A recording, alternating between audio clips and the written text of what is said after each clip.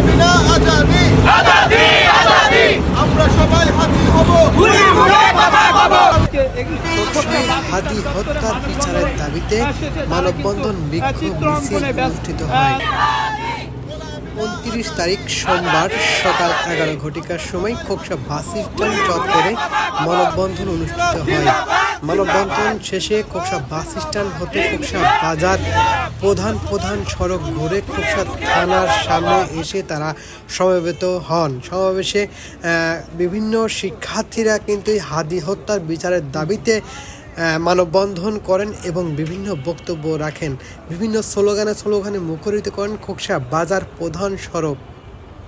হাদি হত্যার বিচারের দাবিতে দেখতে পাচ্ছেন তারা মাথা এবং চোখে লাল ফ্ল্যাগ বাঁধা রয়েছে এবং বিভিন্ন পোস্টার ব্যানার ফেস্টুন নিয়ে তারা কিন্তু আজকে এই তীব্র শীত উপেক্ষা করে কিন্তু তারা হাদি হত্যার বিচারের দাবিতে তারা বাস